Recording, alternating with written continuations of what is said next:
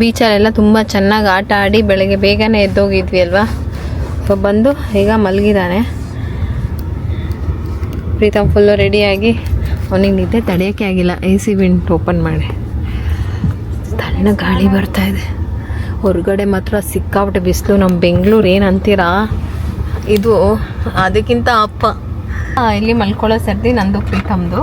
ಒಂದು 2 ಅವರ್ಸ್ ನಿದ್ದೆ ಮಾಡೋಣ ಅಂತ, ಯಾಕೋ ನಿದ್ದೆ ಅಷ್ಟಾಗಿಲ್ಲ. ಹಂಗಾಗಿ ಒಂದು ಸ್ವಲ್ಪ ಹೊತ್ತು ಮಲ್ಕೊಳ್ತೀನಿ. ಇವ್ನು ಎದ್ದರೆ ನನ್ನ ಮಲ್ಗಕ್ಕೆ ಬಿಡಲ್ಲ, ಅದಕ್ಕೆ ಇವ್ನು ಮಲಗಿದಾಗ ಬಂದು ಮಲಗಿರೋದು. ನಾನು ಇವತ್ತೇ ಫಸ್ಟ್ ಟೈಮ್ ನಾನು ಇಷ್ಟೆಲ್ಲ ರೆಡಿ ಮಾಡಿ ಫಸ್ಟ್ ಟೈಮ್ ಮಲ್ಕೊಂಡಿರೋದು. ಪ್ರಗತಿ ಒಂದು 2 ಅವರ್ಸ್ ಮುಂದೆ ಅವ್ರ ಡ್ಯಾಡಿ ಜೊತೆ ಕಂಪ್ನಿ ಕೊಡ್ತಾರೆ. ನಾನು ಅಷ್ಟೊತ್ತಿಗೆ ಒಂದು ಸುಮ್ಮನೆ ಕಣ್ಣು ಮುಚ್ಚಿ ಎದ್ದಾಡ್ಬಿಡ್ತೀನಿ. ಇವಾಗ ನಮ್ಮ ಮುಂದಿನ ಪಯಣ ಶುರು. AC ಇಲ್ಲ ಅಂತ ನಿಜವಾಗ್ಲೂ ಇರೋಕ್ಕಾಗಲ್ಲ ಈ ಊರಲ್ಲಿ. ನಮ್ಮ ಬೆಂಗಳೂರಲ್ಲಿ ಇರೋರೆಲ್ಲ ಬಿಸಿಲು ಬಿಸಿಲು ಅಂತ ಇದ್ದೀರಲ್ಲ, ಅದಕ್ಕಿಂತ ಜಾಸ್ತಿ ಬಿಸಿಲಿದೆ ಈ ಕನ್ಯಾಕುಮಾರಿ, ತಮಿಳ್ನಾಡು ಸೈಡು. ರಾಮೇಶ್ವರಂ ಹಾಗೆ ಇರುತ್ತಲ್ವಾ?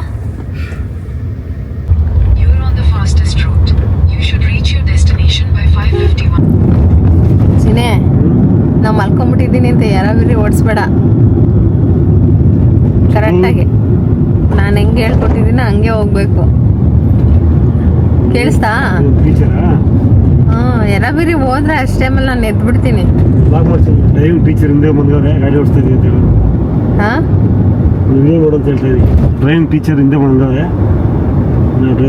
ಇದ್ದೀನಿ. ಅಲ್ಲ, ಆರಾಮಾಗಿ ನಿಧಾನಕ್ಕೆ ಹೋಗ್ಬೇಕು. ಸ್ಪೀಡಾಗಿ ಹೋಗ್ಬಿಟ್ಟಿಯ. ಅವಳು ಹೇಳಲ್ಲ ಕೇಳಲ್ಲ, ಮಲ್ಕೊಂಬಿಟ್ಟಿದ್ದಾಳೆ ಅಂತ. ಏನು okay okay madam, okay okay.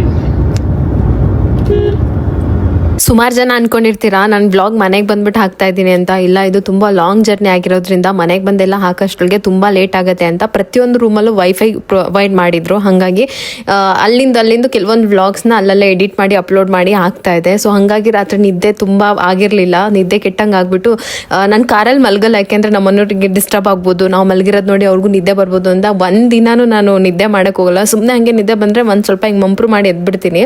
ಸ್ವಲ್ಪ ಭಯ ನನಗೆ, ಮಕ್ಕಳೆಲ್ಲ ಜೊತೆಲಿ ಇದ್ದಾರೆಲ್ಲ, ತುಂಬ ಸೇಫಾಗಿ ಹೋಗ್ಬೇಕಂತ ಹೇಳಿ. ಹಾಗಾಗಿ ನಾನು ಮಲ್ಕೊಂಡಿದ್ದೆ. ಆಮೇಲೆ ನಮ್ಮ ಕಾರ್ ಏನಾಯಿತು ಅಂತ ಗೊತ್ತಿಲ್ಲ, ಸಡನ್ನಾಗಿ ಕಾರ್ ಸ್ವಲ್ಪ ರಿಪೇರ್ ಆಯಿತು. ರಿಪೇರ್ ಅಂತ ಅಂದರೆ ಏನು ಗೊತ್ತಿಲ್ಲ, ಒಂದೇನೋ ಎರರ್ ತೋರಿಸ್ತಾ ಇತ್ತು. ಈಗಿರೋ ಕಾರ್ಗಳೆಲ್ಲ ಹೆಂಗೆ ಅಂತ ಅಂದರೆ ಎಲ್ಲ ಇದು ಏನು ಅಂತ ಹೇಳ್ತಾರೆ, ಎಲ್ಲ ಸಿಸ್ಟಮ್ ಒಂಥರ ಇದೆ.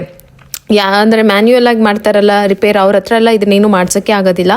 ಸೊ ಒಂದೇನೋ ಎರರ್ ಮಾತ್ರ ತೋರಿಸ್ತಾ ಇತ್ತು. ರೈಸೇ ಆಗಿಲ್ಲ ಗಾಡಿ. ಅಂದರೆ ಇದಕ್ಕೆ ಹಿಂದೆನೇ ನಮ್ಮ ಮನೆಯವರಲ್ಲಿ ಇಲ್ಲೆಲ್ಲ ತಾಟಲಿನ ಫ್ರೂಟ್ಸ್ ಗಿಡ ಇದು ಸಿಕ್ಕಾಬಡೆ ಇದೆ ರೋಡಲ್ಲಿ. ಎಷ್ಟು ಎಕರೆಗೆ ಹಾಕಿದ್ದಾರೆ ಅಂತ ಗೊತ್ತಿಲ್ಲ. ಅದ್ರ ಜ್ಯೂಸು ಮತ್ತು ಅದರಿಂದ ಬೆಲ್ಲ ಮಾಡ್ತಾರೆ. ಅದನ್ನೆಲ್ಲ ತೊಗೊಂಡು ನಿಲ್ಸಿದ್ರು ತೊಗೊಳಕ್ಕೆ ಅಂತ. ಅಷ್ಟೇ, ಅಲ್ಲಿವರೆಗೂ ತುಂಬ ಚೆನ್ನಾಗಿದ್ದು. ಆಮೇಲೆ ಸಡನ್ನಾಗಿ ಕಾರ್ ಸ್ಟಾಪ್ ಆಯಿತು. ಮತ್ತು ಅಲ್ಲೇ ನಾವು ಜ್ಯೂಸ್ ತೊಗೊಂಡಲ್ಲ, ಅಂಕಲ್ ಇದ್ರು, ಅವರು ಪುಷ್ ಮಾಡಿ ಸ್ವಲ್ಪ ಹೆಲ್ಪ್ ಮಾಡಿದ್ರು. ಗಾಡಿ ರೈಸೇ ಆಗ್ತಾ ಇರಲಿಲ್ಲ. ಸೊ ಹಾಗೆ ನಿಧಾನಕ್ಕೆ ಅಂದರೆ ಮೂವ್ ಆಗ್ತಾಯಿತ್ತು, ರೈಸ್ ಮಾತ್ರ ಆಗ್ತಾ ಇರಲಿಲ್ಲ. ಗೇರ್ ಚೇಂಜ್ ಮಾಡಿದ್ರೆ ಹಾಗೆ ಮೂವ್ ಆಗ್ತಾಯಿತ್ತು. ಹಾಗೆ ಮೂವ್ ಮಾಡ್ಕೊಂಡು ಬಂದು ಇಲ್ಲಿ ಬೇಕ್ರಿ ಹತ್ರ ನಿಲ್ಸಿದ್ವಿ. ಅಲ್ಲಿ ತುಂಬ ಜನ ಇದ್ರಲ್ಲ, ಅಕಸ್ಮಾತ್ ಏನಾದರೂ ನಿಂತರೆ ಪುಷ್ ಮಾಡೋಕೆ ಯಾರಾದರೂ ಹೆಲ್ಪ್ ಮಾಡ್ತಾರೆ ಅಂತ ಹೇಳ್ಬಿಟ್ಟು ಸರಿ ಅಂತ ಹೇಳ್ಬಿಟ್ಟು ಒಂದು ಅರ್ಧ ಗಂಟೆ, ಒಂದು 15-20 ನಿಮಿಷ ಫ್ರೀ ಬಿಟ್ವಿ, ಸ್ವಲ್ಪ ಬ್ಯಾಟ್ರಿ ಇದಾಗಲಿ ಅಂತ ಹೇಳ್ಬಿಟ್ಟು. ಅದಾದಮೇಲೆ ಮತ್ತೆ ಟ್ರೈ ಮಾಡಿದ್ರು, ಸ್ಟಾರ್ಟ್ ಆಯಿತು.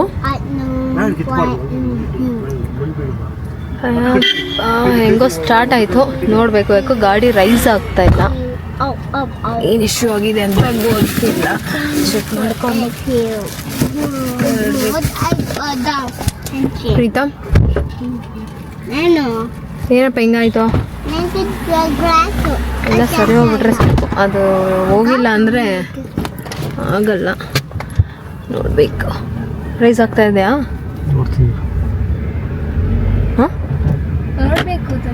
ಇಲ್ಲ ಬೇಡ ಬೇಡ.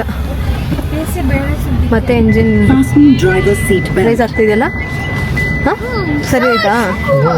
ಹಾಂ,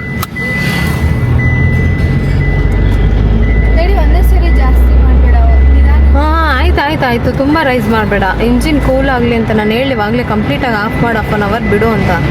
ಗಾಡಿ ನಿಂತಿರೋದು ಎಂಥ ಜಾಗದಲ್ಲಿ ಅಂತಂದರೆ ಸುತ್ತಮುತ್ತ ಯಾವುದೇ ಇದು ಇಲ್ಲ. ಅಂದರೆ ಟಾಟಾ ಶೋರೂಮ್ ಆಗಲಿ, ಈ ಥರ ದೊಡ್ಡ ದೊಡ್ಡ ಶೋರೂಮ್ ಆಗಲಿ ಯಾವುದೂ ಇಲ್ಲ. ಮೆಕ್ಯಾನಿಕ್ ಶಾಪ್ಗಾದ್ರೂ ಅಟ್ಲೀಸ್ಟ್ ಹೋಗೋ ತನಕ ತೋರ್ಸೋಣ ಅಂದರೆ ಅವತ್ತು ತಮಿಳ್ನಾಡಲ್ಲಿ ಎಲೆಕ್ಷನ್ ಇದ್ದಿದ್ದರಿಂದ ಎಲ್ಲ ಶಾಪು ಕ್ಲೋಸು. ಎಲ್ಲ ಮೆಕ್ಯಾನಿಕ್ ಶಾಪು ಪ್ರತಿಯೊಂದು ಕ್ಲೋಸು. ಮತ್ತು ಪ್ರತಿಯೊಬ್ಬರು ವೈಟ್ ಆ್ಯಂಡ್ ವೈಟ್ ಹಾಕ್ಕೊಂಡು ಊಟ ಹಾಕೋಕೆ ಹೋಗಿದ್ದಾರೆ. ಹೋಟೆಲ್ ಇಲ್ಲ, ಏನಿಲ್ಲ. ಬೇಕ್ರಿಲೇ ನಾವು ಅವತ್ತು ತಿಂಡಿ ತಿಂದ್ವಿ.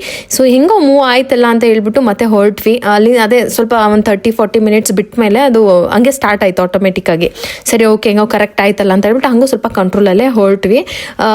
ಇನ್ನೇನು ಸ್ವಲ್ಪ ಅಂದರೆ ತುಂಬ ಡಿಸ್ಟೆನ್ಸ್ ಇತ್ತು, ಈ ಥರ ನಿಧಾನಕ್ಕೆ ಹೋದರೆ ರೀಚ್ ಆಗೋಕ್ಕಾಗಲ್ಲ ಅಂತ ಅಂದ್ಕೊಂಡು ಆನ್ ದ ವೇ ನಮಗೆ ಉಪ್ಪು ಮಾಡೋದೊಂದು ಉಪ್ಪು ತಯಾರಿಸ್ತಾರಲ್ಲ ಅದು ಕಾಣಿಸ್ತು.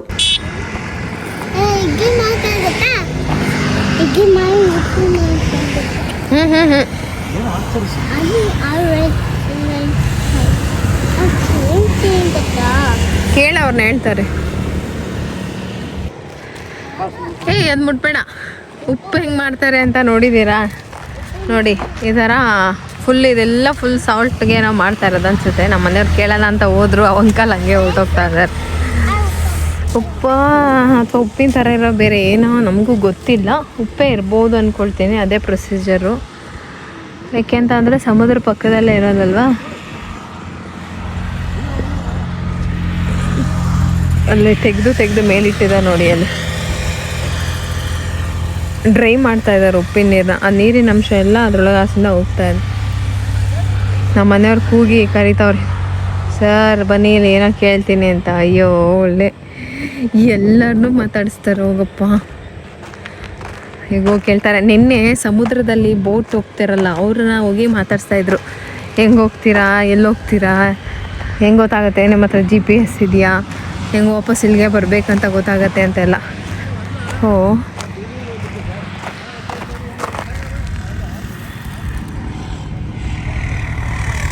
ಉಪ್ಪು, ಫುಲ್ಲು ಉಪ್ಪು. ಇದು ಹೆಂಗೆ ಬೆಳ್ಳಗೆ ಮಾಡ್ತಾರೆ, ಎಷ್ಟು ಕಲರ್ ಇದೆಯಲ್ಲ ಇದು ಉಪ್ಪು. ನೋಡಲ್ಲ ಆ ಥರ ನೀರಿಂದ ತೆಗಿತಾರೆ ಉಪ್ಪನ್ನ. ಹಾಂ, ಅಲ್ಲಿ ನೀರಲ್ಲಿ ಹಾಕಿ ಡ್ರೈ ಮಾಡಿ ನೋಡಲ್ಲ, ಫುಲ್ಲು ಬೆಳ್ಳಗಾಗಿದೆ, ಫುಲ್ಲು ಉಪ್ಪು.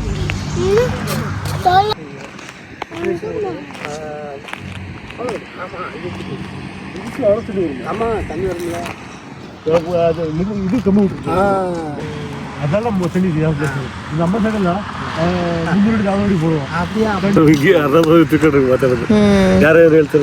ಈ ಕಲರ್ ಎಲ್ಲ ಹೆಂಗೆ ಇರುತ್ತೆ, ಡ್ರೈ ಆದ್ಮೇಲೆ ಫುಲ್ ವೈಟ್ ಆಗುತ್ತೆ ಅನ್ಸುತ್ತೆ. ಲೈಟ್ ಇದಾಗಿದೆ, ಮಣ್ಣು ಮಿಕ್ಸ್ ಇದೆ, ಮಣ್ಣು ಇದಾಗಿದೆ. ಇಲ್ಲಿ ಸ್ವಲ್ಪ ಹಿಂಗಾಗಿದೆ, ಅಲ್ಲಿ ಫುಲ್ ವೈಟ್ ಇದೆ ನೋಡೋಣ.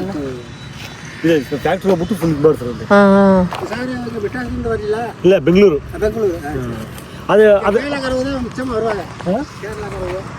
ಇದು ಕೊಡ್ತಾರ ಮನೆಗೆ ನೋಡಿ, ಪ್ಯೂರ್ ಇದು ಉಪ್ಪು ಮಗನೆ. ನೋಡು ಟೇಸ್ಟ್ ಮಾಡು, ಅವನಿಗೆ ಸುಸು ಬಂದಿದೆ.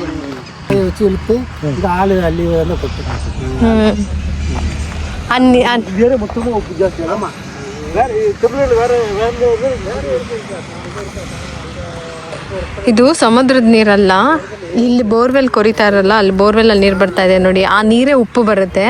ಆ ಉಪ್ಪು ನೀರನ್ನ ಇಲ್ಲಿ ಕಲೆಕ್ಟ್ ಮಾಡಿ ಡ್ರೈ ಮಾಡಿ ಈ ಥರ ಉಪ್ಪು ರೆಡಿ ಮಾಡಿ, ಇದಿಷ್ಟು ಬರೀ ಉಪ್ಪು ರೆಡಿ ಮಾಡ್ತಾ ಇರೋದು. ಇಲ್ಲಿಂದ ಉಪ್ಪು ಫ್ಯಾಕ್ಟ್ರಿಗೆ ಹೋಗುತ್ತೆ. ನಾವು ಅಂದ್ಕೊಂಡು ನೋಡಿದೆಲ್ಲ ಮಣ್ಣು ಮಿಕ್ಸ್ ಆಗಿದೆ, ಮೇಲ್ಗಡೆ ಫುಲ್ಲು ವೈಟ್ ಇದೆ, ಈ ಕಡೆ ಸ್ವಲ್ಪ ಮಣ್ಣು ಮಿಕ್ಸ್ ಆಗಿದೆ ಅಂತೆ. ಅದು ಆ ಕಡೆ ನೋಡಿ ಅದೆಲ್ಲ ಫುಲ್ ವೈಟ್ ಇದೆ, ಗುಡ್ಡೆ ಹಾಕಿರೋದು ಇದೆಲ್ಲ ಉಪ್ಪೆ. ನಾವು ಪ್ಯಾಕೆಟಲ್ಲಿ ತೊಗೊಂಬಂದು ತಿಂತೀವಲ್ಲ, ಇದೇ ಉಪ್ಪು. ಇದನ್ನು ಏನು ಮಾಡ್ತಾರೆ ಗೊತ್ತಿಲ್ಲ, ಕ್ಲೀನ್ ಮಾಡೋದಕ್ಕೆ ಕ್ಲೀನ್ ಮಾಡಿ ನಮ್ಮ ತನಕ ತರ್ತಾರೆ.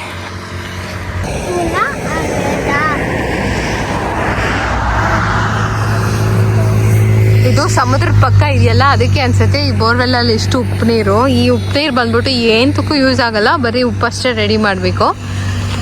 ಸಮುದ್ರದ ನೀರಲ್ಲಿ ಹೆಂಗೆ ಉಪ್ಪು ಮಾಡ್ತಾರೆ ಅಂತ, ಈ ಥರ ಹೆವಿ ಸಾಲ್ಟ್ ವಾಟರ್ ಬರುತ್ತಲ್ಲ ಬೋರ್ವೆಲ್ಲು, ಅದರಲ್ಲೂ ಕೂಡ ಉಪ್ಪನ್ನ ರೆಡಿ ಮಾಡ್ತಾರೆ ಅನ್ಸುತ್ತೆ. ಇದೆಲ್ಲ ಗುಡ್ಡೆ ಅಲ್ಲಿ ಕಾಣಿಸ್ತಾ ಇದೆಯಲ್ಲ, ಅದೆಲ್ಲ ಉಪ್ಪಿನ ಗುಡ್ಡೆಗಳು. ಇಲ್ಲಿಂದ ತೆಗ್ದಲ್ಲಿ ಹಾಕ್ತಾರೆ, ಮತ್ತೆ ನೀರು ಬಿಡ್ತಾರೆ. ನಾಳೆ ಬೆಳಗ್ಗೆಗೆ ಅದಿಲ್ಲ ಫಿಲ್ಟ್ರ್ ಆಗುತ್ತೆ ನೋಡಿ, ಇಲ್ಲಿ ಫಿಲ್ಟ್ರ್ ಆಗಿದೆ ನೀರು. ಗಾಡಿ ಮಧ್ಯದಲ್ಲಿ ನಿಲ್ಸಕ್ಕೆ ಭಯ ಆಗ್ತಾ ಇತ್ತು, ಆಫ್ ಆದರೆ ಎಲ್ಲಿ ಮತ್ತೆ ಸ್ಟಾರ್ಟ್ ಆಗಲ್ಲ ಅಂತ. ಮತ್ತೆ ನಮ್ಮ ಮನೆಯವ್ರು ಹೇಳ್ತಾ ಇದ್ರು, ಅವರು ಡ್ರೈವರ್ ಅಲ್ವಾ, ಹಾಗಾಗಿ ಆ ಥರ ಮೇಜರ್ ಏನು ಪ್ರಾಬ್ಲಮ್ ಇಲ್ಲ, ಏನೋ ಮೈನರ್ ಆಗಿದೆ. ಹಂಗಿದ್ರೆ ಗಾಡಿ ಕಂಡೀಷನ್ ಈ ಥರ ಇರೋದಿಲ್ಲ.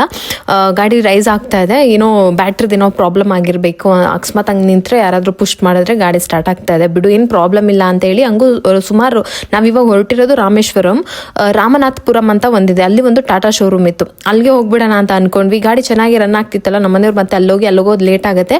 ರಾಮೇಶ್ವರಂಗೆ ಡೈರೆಕ್ಟಾಗಿ ಹೋಗ್ಬಿಡೋಣ, ನೋಡೋಣ ನಾಳೆ ಬೆಳಗ್ಗೆಗೆ ಏನಾಗುತ್ತೆ, ಅಲ್ಲೇ ಹತ್ರ ಇರುತ್ತಲ್ವಾ ಅಂತ ಹೇಳ್ಬಿಟ್ಟು ಹೊರಟ್ವಿ. ಅಂದರೆ ಅವರು ಡ್ರೈವರ್ ಆಗಿರೋದ್ರಿಂದ ಅವ್ರಿಗೆ ಅದ್ರದ್ದು ಎಲ್ಲ ಸ್ವಲ್ಪ ಐಡಿಯಾ ಇರುತ್ತೆ.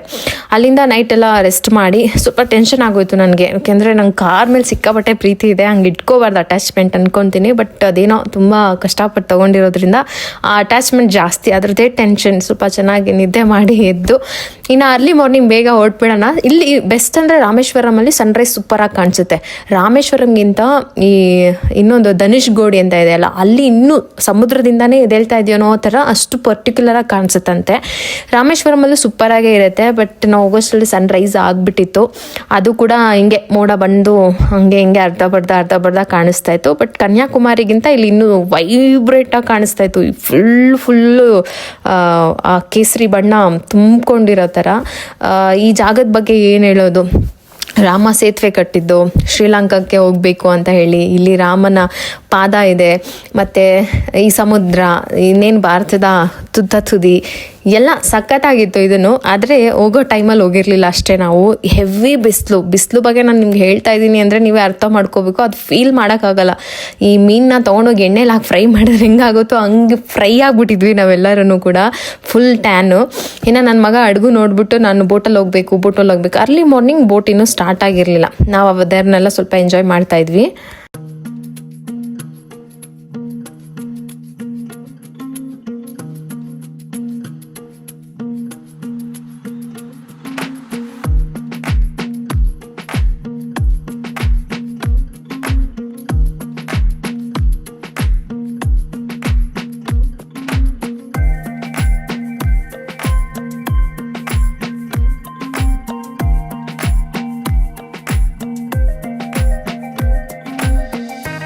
ಅಲ್ಲಿ ಒಂದು ವ್ಯೂ ಪಾಯಿಂಟ್ ಎಲ್ಲ ಇಟ್ಟಿದ್ದಾರೆ, ಇನ್ನು ಕನ್ಸ್ಟ್ರಕ್ಷನ್ ಮಾಡ್ತಾ ಇದ್ರಿ. ಅಂದರೆ ಇಲ್ಲಿ ಸೇಫ್ಟಿ ಸೆಕ್ಯೂರಿಟಿ ಏನೂ ಇಲ್ಲ, ಯಾಕೆಂತಂದರೆ ಡೀಪ್ ಅಷ್ಟಿಲ್ಲ.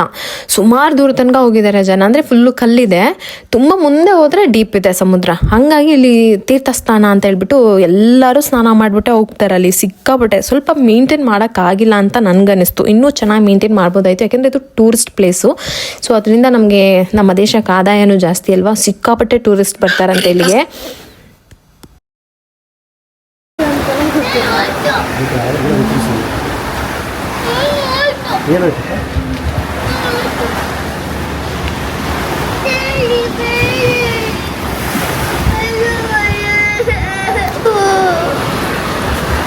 ಏನ್ ಚಿನ್ನು?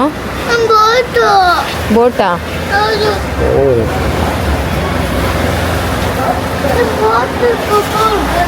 ಬೋಟ್ ಅಲ್ಲ ಅಂಕಲ್, ಬೋಟ್ ತೊಗೊಂಡು ಹೋಗಲ್ವಂತೆ, ಜನ ಆಗ್ಬೇಕಂತೆ. ಇಲ್ಲಿ ಯಾರು ಬಂದಿಲ್ವಲ್ಲ,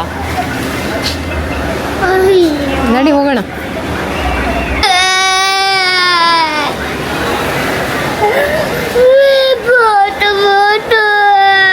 ಸರಿ ಹೋಗೋಣ ಸುಮ್ಮನೆ.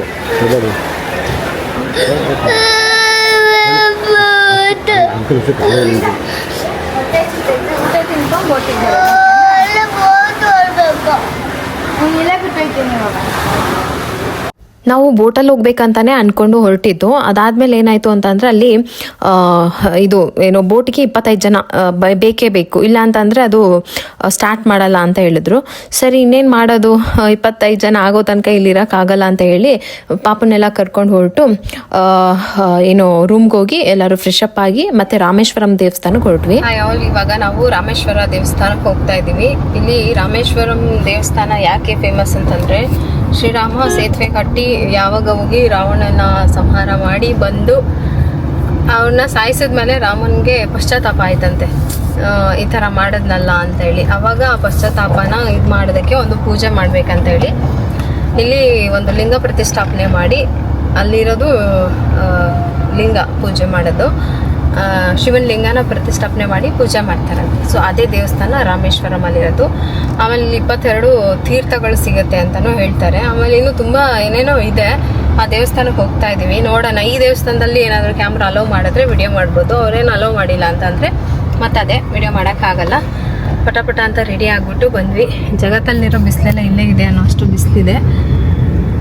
ಪಾಪ ಇಲ್ಲಿರೋ ಜನ ಎಲ್ಲ ಹೆಂಗಿರ್ತಾರೋ, ನಾವು ಹೇಳ್ತೀವಲ್ವಾ ಬೆಂಗಳೂರಲ್ಲಿ ಬಿಸಿಲು ಅಂತ, ಒಂದೊಂದು ಜಾಗದಲ್ಲಿ ಒಂದೊಂದು ಥರ. ಅವ್ರದಕ್ಕೆ ಅವರು ಅಡ್ಜಸ್ಟ್ ಆಗ್ಬಿಡ್ತಾರೆ ಅಷ್ಟೇ, ಏನು ಮಾಡೋಕ್ಕಾಗಲ್ಲ. ಸಿಕ್ಕಾಬಿಟ್ಟೆ ಬಿಸಿಲು. ಎಂತೆಂಥ ಅದ್ಭುತವಾದ ಜಾಗಗಳನ್ನ ನಾವು ಆಧಾರವಾಗಿ ಇನ್ನೂ ಬದುಕಿ ಅದನ್ನೆಲ್ಲ ಜೀವಿಸಿ ನೋಡ್ತಾ ಇದ್ದೀವಿ ಅಂತಂದರೆ ಖುಷಿಯ ವಿಚಾರ ಅಲ್ವಾ. ನಿಜವಾಗ್ಲೂ ಸಿಕ್ಕಾಪಟ್ಟೆ ಖುಷಿ ಆಯಿತು. ರಾಮ, ಸೀತೆ, ರಾವಣ ಈ ಕಥೆಗಳಲ್ಲಿ ಕೇಳ್ತಾ ಇದ್ವಿ. ಆ ಜಾಗಗಳಿಗೆ ನಾವು ಬಂದಿದ್ದೀವಿ ಅಂತ ಅಂದರೆ ನಂಗೆ ಎಷ್ಟು ಖುಷಿ ಆಗ್ಬೋದು. ಮತ್ತೆ ಮತ್ತೆ ಹೇಳ್ತಾ ಇದ್ದೀನಿ, ಶೆಕೆ ಒಂದು ಬಿಟ್ಟರೆ ಇನ್ನೆಲ್ಲ ನನಗೆ ಖುಷಿ ಕೊಡ್ತು. ರಾಮೇಶ್ವರಂ ತಮಿಳ್ನಾಡಿನ ಪಾಂಬನ್ ದ್ವೀಪದಲ್ಲಿ ಇರೋ ಒಂದು ಪವಿತ್ರ ಮತ್ತು ಐತಿಹಾಸಿಕ ಮಹತ್ವ ಹೊಂದಿರೋ ಸ್ಥಳ ಅಂತ ಹೇಳ್ಬೋದು. ಈ ಸ್ಥಳನ ಪುರಾಣದಲ್ಲಿ, ಇತಿಹಾಸದಲ್ಲಿ, ಭೌಗೋಳಿಕ ಸತ್ಯಗಳ ನಡುವೆ ಒಂದು ಅಪರೂಪ ಸಂಪರ್ಕವನ್ನು ತೋರಿಸುತ್ತೆ. ಪ್ರಾಚೀನ ಮಹಾಕಾವ್ಯ ಆದ ರಾಮಾಯಣದ ಪ್ರಕಾರ ಲಾರ್ಡ್ ರಾಮ ಮತ್ತು ಸೀತೆಯನ್ನು ಹುಡುಕುವ ಸಂದರ್ಭದಲ್ಲಿ ಈ ಜಾಗಕ್ಕೆ ಬಂದಿದ್ದು ಅಂತ. ಸೊ ಸೀತೆ ಅಪಹರಣ ರಾವಣ ಮಾಡಿದ್ದು ಭೂಮಾರ್ಗದಲ್ಲ, ಅವನ ಹತ್ರ ಆಲ್ರೆಡಿ ಪುಷ್ಪಕ ವಿಮಾನ ಇತ್ತು. ಆ ವಿಮಾನದಲ್ಲಿ ಸೀತೆನ ಕರ್ಕೊಂಡು ಹೋಗಿದ್ರು. ರಾಮ ಇಲ್ಲಿಗೆ ವಾನರ ಸಹಾಯದಿಂದ ಒಂದು ಸೇತುವೆನ ಕಟ್ತಾರೆ. ನಿಜವಾಗ್ಲೂ ಇದೆಲ್ಲ ರಿಯಲ್ ಆಗಿ ನಡೆದಿರೋದು. ಸೊ ರಿಯಾಲಿಟಿ ಅಂತಲೇ ಹೇಳ್ಬೋದು. ಅದಕ್ಕೆಲ್ಲ ಪುರಾವೆಗಳು ಸಿಕ್ಕಿದೆ. ರಾಮ ಆ ಸೇತುವೆನ ಕಟ್ಟಿರೋದು ಉಂಟು. ವಾನರು ಅಂದರೆ ಕಾಡಿನ ಜನಗಳಂತ ಹೇಳ್ತಾರೆ. ಅವ್ರ ಸಹಾಯದಿಂದ ಇಲ್ಲಿ ಸೇತುವೆನ ಕಟ್ತಾರೆ. ಹೆಂಗಿತ್ತು ಅಂತ ಅಂದರೆ ದೇವಸ್ಥಾನಕ್ಕೆ ಹೋಗಿ ಬರೋಷ್ಟ್ರೊಳಗೆ ಮೈಯಲ್ಲಿ ಹಂಗೆ ಒಂದೊಂದು ಹಿಂಗೆ ಡ್ರಾಪ್ ಥರ ಬೀಳ್ತಾ ಇತ್ತು. ಅಷ್ಟು ಸೆಕೆ ಆಗ್ತಾಯಿತ್ತು. ಒಳಗಡೆ ಇರೋದು ಲಿಂಗ, ನಾನು ಹೇಳಿವ ಅದ್ರ ಪೂಜೆ ಎಲ್ಲ ಆಯಿತು. ಅದಾದಮೇಲೆ ಪ್ರೀತಮ್ ಅಳ್ತಿದ್ನಲ್ಲ ಬೆಳಗ್ಗೆ, ಇದಕ್ಕೇನೆ ಸರಿ ಬೋಟ್ ರೈಡ್ ಕರ್ಕೊಂಡು ಹೋಗ್ಬಿಡೋಣ ಅಂತ ಹೇಳಿ ಅದನ್ನ ಕರ್ಕೊಂಡು ಹೊರಟ್ವಿ. ಅವನು ಸ್ವಲ್ಪ ಎಂಜಾಯ್ ಮಾಡ್ತಾನೆ. ನನಗೆ ಮೊನ್ನೆಯಿಂದ ಕೊಡೈಕೆನಾಲಲ್ಲಿ ಬೋಟ್ ರೈಡ್ ಮಾಡ್ದಾಗಿಂದ ಮತ್ತೆ ಅದು ಇಷ್ಟ ಆಗ್ತಾ ಇದೆ. ಬೋಟಲ್ಲಿ ಹೋಗೋಣ ಚೆನ್ನಾಗಿರುತ್ತೆ ಅಂತ ಹೇಳ್ಬಿಟ್ಟು. ಬಟ್ ಇದು ಒಂಥರ ಡಿಫ್ರೆಂಟ್ ಆಗಿತ್ತು. ಸಮುದ್ರದಿಂದ ತುಂಬ ದೂರ ಕರ್ಕೊಂಡು ಹೋಗಿದ್ರು. ಅಂದರೆ ತುಂಬ ಸೇಫ್ಟಿ ಎಲ್ಲ ಇತ್ತು, ಚೆನ್ನಾಗಿತ್ತು. ಒಂಥರ ಸಮುದ್ರದ ಮಧ್ಯೆ ಆ ತಣ್ಣ ಗಾಳಿ, ಸುತ್ತ ನೀರು, ಇದು ನೋಡೋಕ್ಕೆ ಎತ್ತ ಕಣ್ಣು ಹಾರಿಸಿದ್ರು ನೀರು ಚಂದ ಅನಿಸ್ತು ನಿಜವಾಗ್ಲೂ. ಅದ್ರ ಮಧ್ಯೆ ಹೋಗಿದ್ದು ಒಂಥರ ಬೆಸ್ಟ್ ಎಕ್ಸ್ಪೀರಿಯನ್ಸ್ ಇದ್ರೊಳಗೆ. ಅವನ್ನ ಕರ್ಕೊಂಡು ಅವನಿಗೂ ಖುಷಿ ಆಯಿತು. ಚಿಕ್ಕ ಮಕ್ಳಿಗೆ ಏನು ಗೊತ್ತಾಗುತ್ತೆ, ಬಟ್ ಅವ್ನು ಎಲ್ಲನೂ ಎಂಜಾಯ್ ಮಾಡ್ದ. ಯಾವುದೂ ಮಗು ಥರ ನಿದ್ದೆ ಮಾಡಿದ್ದು, ಅದು ನೋಡಲ್ಲ ಅಂದಿದ್ದು, ನಾನು ನಡೆಯಲ್ಲ ಅಂದಿದ್ದು, ಕುತ್ಕೊಳ್ಳಲ್ಲ ಅಂದಿದ್ದು ಏನೂ ಮಾಡಿಲ್ಲ. ಅಷ್ಟು ಚೆನ್ನಾಗಿ ಎಂಜಾಯ್ ಮಾಡ್ದ. ಕರ್ಕೊಂಡೋಗಿದ್ದಕ್ಕೂ ಸಾರ್ಥಕ ಆಯಿತು ಅಂತ ಅನ್ನಿಸ್ತು. ಇದು ನಮ್ಮ ಬೋಟ್ ರೈಡಿಂಗ್ ಕತೆ.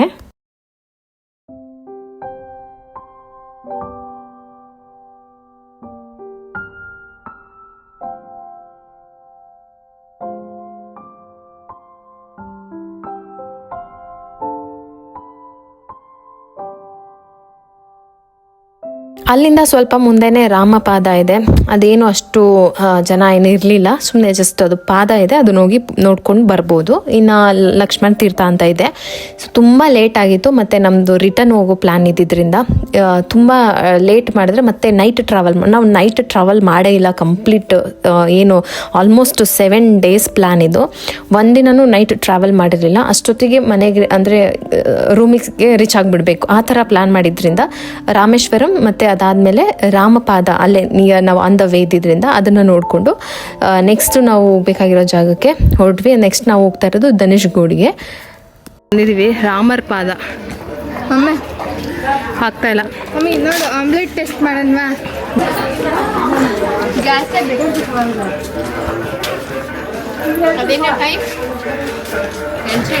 ಹಾಂ ಹೌದಾ?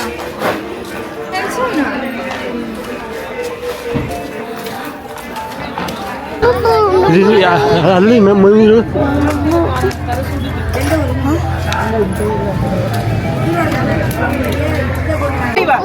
ಓಡಿ ಬಾ, ಓಡಿ ಪೋ, ರೆಸ್ಟ್ ಇಡು.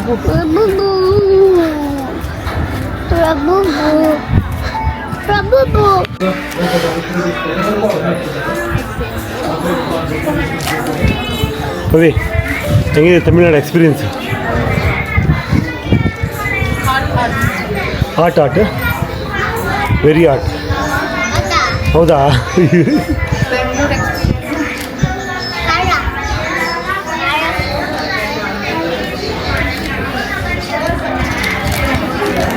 ಸ್ವಲ್ಪ ಹೈಟ್ ಆಗಿದೆ ಇಲ್ಲಿ, ಸ್ವಲ್ಪ ಗಾಳಿ ಬೀಸ್ತಾ ಇದೆಯಲ್ಲ.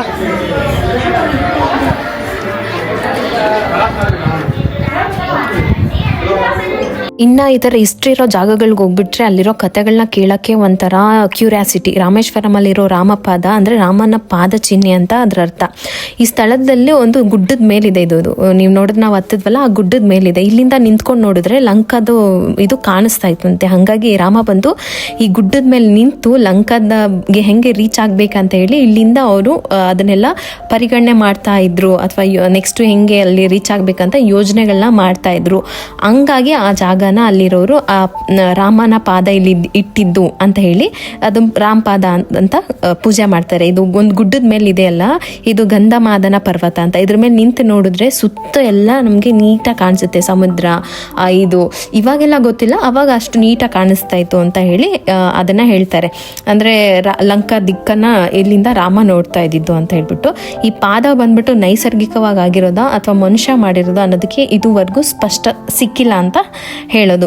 ಸಾವಿರಾರು ವರ್ಷಗಳಿಂದ ಅದನ್ನು ಇವತ್ತಿಗೂ ಪವಿತ್ರ ಸ್ಥಳ ಅಂತ ಎಲ್ಲರೂ ಪೂಜೆ ಮಾಡ್ತಾ ಬಂದಿದ್ದಾರೆ. ಇಲ್ಲೂ ಕೂಡ ಒಳಗಡೆ ನಮಗೆ ಕ್ಯಾಮ್ರಾ ಅಲೋ ಮಾಡಲಿಲ್ಲ, ಹಾಗಾಗಿ ನಾನು ವಿಡಿಯೋ ಮಾಡೋಕ್ಕಾಗಿರಲಿಲ್ಲ. ಇದು ರಾಮಪಾದ, ರಾಮ ಲಂಕೆ ಕಡೆಗೆ ನೋಡ್ತಾ ಇದ್ದ ಅಂತ ನಂಬಿರೋ ಅಂತ ಒಂದು ಪವಿತ್ರ ಸ್ಥಳ. ಸಿಕ್ಕೊಂಡಿರ್ತಾರಲ್ಲ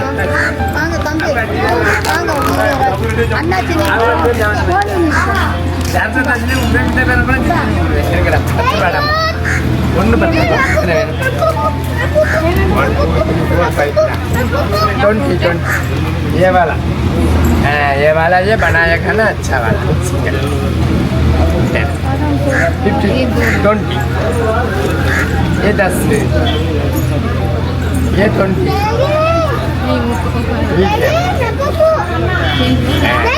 वो बस.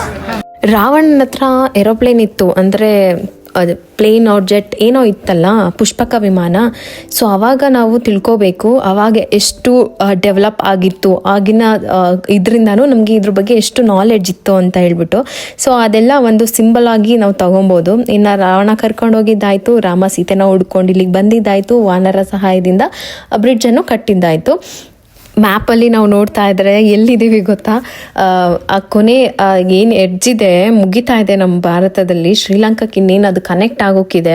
ಆ ಒಂದು ಕೊನೆ ಒಂದು ಧನುಷ್ಕೋಡಿ ಕೊನೆ ಜಾಗ ಅದು, ಅಲ್ಲಿ ಹೋಗ್ತಾ ಇದ್ದೀವಿ. ಇಲ್ಲೇ ರಾಮರು ಸೇತುವೆ ಕಟ್ಟಿದ್ದು, ರಾಮ ಸೇತು ಅಂತ ಹೇಳ್ತಾರೆ, ಆ್ಯಡಮ್ ಬ್ರಿಡ್ಜ್ ಅಂತಲೂ ಹೇಳ್ತಾರೆ. ಸದ್ಯಕ್ಕೆ ಅಲ್ಲಿ ಏನು ಪುರಾವೆ ಇಲ್ಲ, ಬಟ್ ಕಲ್ಲಿನ ಬಂಡೆಗಳಿಂದನೇ ಅಲ್ಲಿ ಬ್ರಿಡ್ಜ್ ರೆಡಿ ಆಗಿರೋದು. ಈ ನಾವು ಹೋಗ್ತಾ ಇದ್ದೀವಲ್ಲ ಈ ರೋಡಲ್ಲ, ಇದು ಬಂದು ಇನ್ನೊಂದು ಸಮುದ್ರದಲ್ಲಿ ಒಂದು ದೇವಸ್ಥಾನ ಇದೆ, ಅಲ್ಲಿಗೆ ಹೋಗುತ್ತೆ. ನಮ್ಮ ಮನೆಯವರು ಅದು ಚೆನ್ನಾಗಿದೆ ನೋಡ್ಕೊಂಬರೋಣ ಅಂತ ಹೇಳಿ ಅಲ್ಲಿ ಹೋದ್ವಿ. ಅಲ್ಲೂ ದೇವಸ್ಥಾನ ಇದೆ.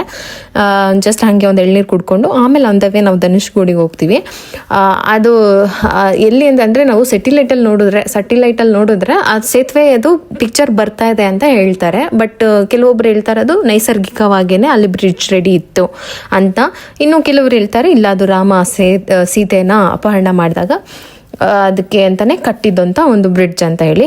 ಅದ್ರ ಬಗ್ಗೆ ಇನ್ನೂ ಕ್ಲಾರಿಟಿ ಗೊತ್ತಿಲ್ಲ ಅಂತ, ಅದ್ರ ಬಗ್ಗೆ ನನಗೂ ಅಷ್ಟು ಗೊತ್ತಿಲ್ಲ. ಆದರೆ ಆಶ್ಚರ್ಯ ಅಂತೂ ಆಗುತ್ತೆ, ಅಷ್ಟು ಕಲ್ಲುಗಳು, ಅಷ್ಟು ಭಾರವಾದ ಕಲ್ಲುಗಳನ್ನ ಇಟ್ಟು ಅವ್ರು ಸೇತುವೆನ ಇಲ್ಲಿಂದ ಅಲ್ಲಿ ಕಟ್ತಾರೆ ಅಂತಂದರೆ ಅದೇನು ಸಾಮಾನ್ಯ ಮಾತಂತೂ ಅಲ್ಲ ಅಲ್ವಾ.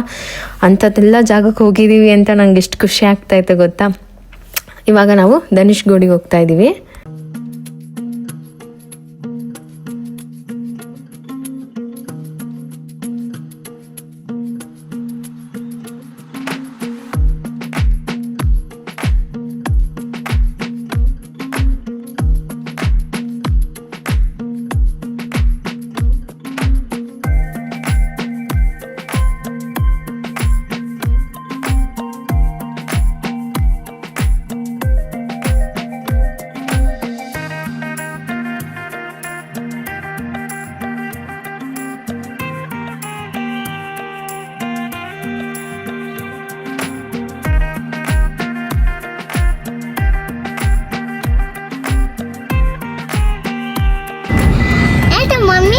ಏನಾಗಿದೆ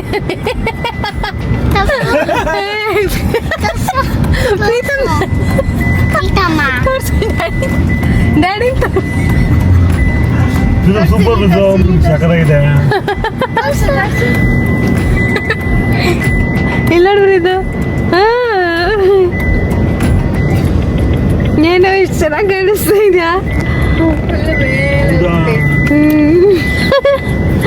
ಗಾಳಿಗೆ ಕುಂಕುಮ ಎಲ್ಲ ಮೂಡಿದೆ, ಸಖತ್ ಗಾಳಿ ಬೀಸ್ ಇನ್ನು ಇಲ್ಲಂತೂ ಮೀನು ಹಿಡಿಯೋರು ಸಿಕ್ಕಾಬಟ್ಟೆ ಜನ ಇದ್ದಾರೆ. ಇದು ದೊಡ್ಡ ವ್ಯಾಪಾರ ಅವ್ರಿಗೆ ಮೀನು ಹಿಡಿಯೋದೆ.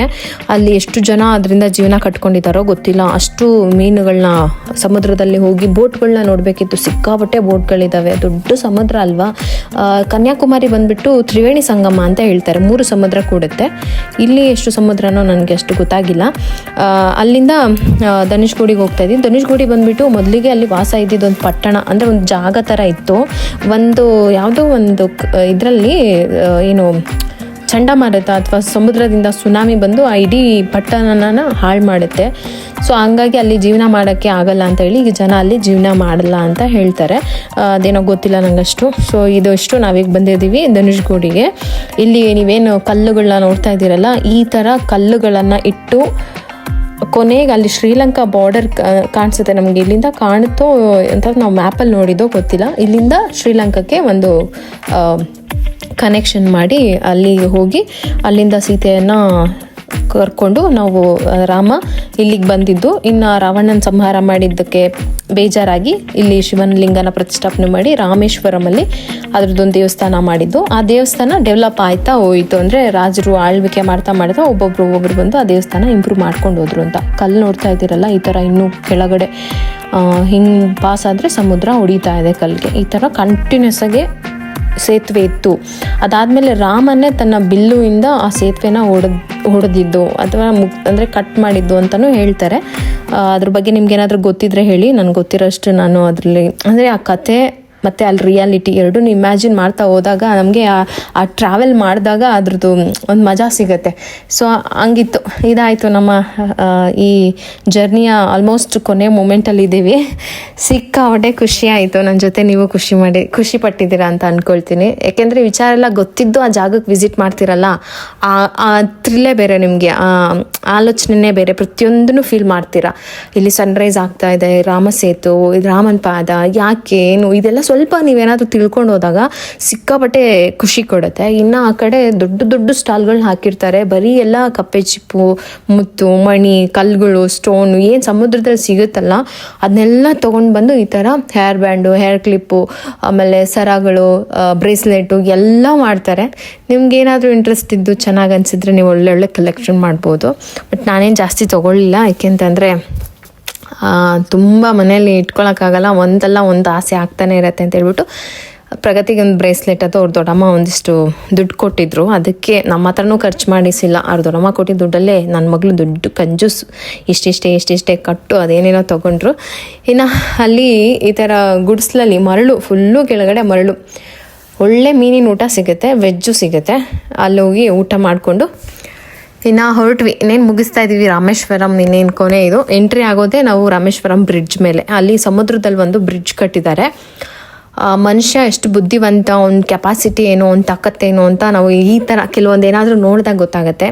ಸಮುದ್ರದಲ್ಲಿ ಬ್ರಿಡ್ಜು, ಅದರಲ್ಲಿ ಗಾಡಿ ಹೋಗಂಗೆ ಮಾಡ್ಕೊಳ್ಳೋದು, ಸಮುದ್ರದಲ್ಲಿ ರೈಲ್ವೇದು, ಇದು ಎಲ್ಲ ಅಸಾಧ್ಯ ಅಲ್ವಾ. ಅದನ್ನೆಲ್ಲ ಸಾಧ್ಯ ಮಾಡಿ ಇವತ್ತು ಅದ್ರ ಮೇಲೆ ಓಡಾಡ್ತಾ ಇದ್ದೀವಿ ಅಂತಂದರೆ ಎಷ್ಟು ಖುಷಿ ಆಗುತ್ತೆ. ನಾವು ಇನ್ನೆಷ್ಟು ಬುದ್ಧಿವಂತರು, ನಮ್ಮ ತಲೆಯಲ್ಲಿ ಎಷ್ಟು ಪವರ್ ಇದೆ, ನಮ್ಗೆ ಎಷ್ಟು ಶಕ್ತಿ ಕೊಟ್ಟಿದ್ದಾನೆ ದೇವರು.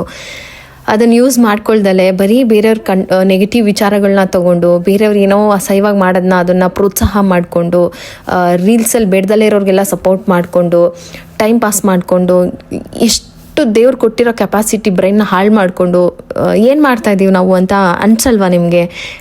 ನನಗೇನೋ ಹಂಗೆ ಅನ್ನಿಸ್ತು. ನಿಮಗೆ ಹಿಂಗೆ ಆ ಥರ ಬೇರೆ ಥರ ಏನಾದ್ರು ಅನಿಸಿದ್ರೆ ಅದನ್ನ ಹೇಳಿ, ನಾನು ತಿಳ್ಕೊಳ್ತೀನಿ. ಆನ್ ದ ವೇ ನಾವು ಹಂಗೆ ನೋಡೋಣ ಅಂತೇಳಿ ಗಾಡಿ ನಿಲ್ಸಿದ್ವಿ. ಟಕ್ಕಂತ ಗಾಡಿ ಕೈ ಕೊಡ್ತು. ಪರವಾಗಿಲ್ಲ, ಈಗ ಟ್ರೈನ್ ಬರುತ್ತೆ. ಟ್ರೈನ್ ನೋಡಿಕೊಂಡು ಇದನ್ನೆಲ್ಲ ಸ್ವಲ್ಪ ಒಂದು 10 ನಿಮಿಷ ಕೂಲಾಗೆ ನೋಡಿಕೊಂಡು ಹೊರಟ್ವಿ.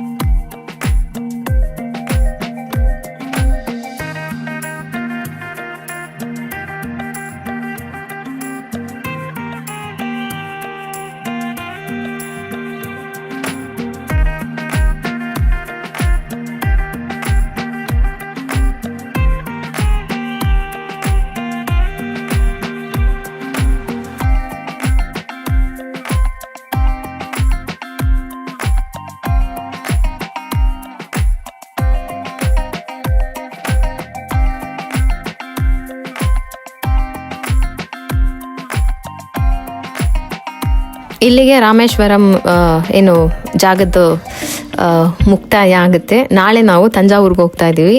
ಸೊ ಅಲ್ಲಿಂದ ನಮ್ಮ ಕೊನೆಯ ಪಯಣ ಎಲ್ಲಿಗೆ ಅಂತ ನೀವೇ ನೋಡಿ. ಈ ವ್ಲಾಗ್ ನಿಮ್ಗೆ ಇಷ್ಟ ಆಗಿದ್ರೆ ಪ್ಲೀಸ್ ಲೈಕ್ ಕೊಡಿ. ಅಲ್ಲ ಯಾಕೆ ಲೈಕೇ ಕೊಡ್ತಾ ಇಲ್ಲ, ಲೈಕ್ ಕೊಡಿ ಪ್ಲೀಸ್. ಸಿಗ್ತೀನಿ ನೆಕ್ಸ್ಟ್ ವ್ಲಾಗಲ್ಲಿ. ಟೇಕ್ ಕೇರ್, ಬಾಯ್.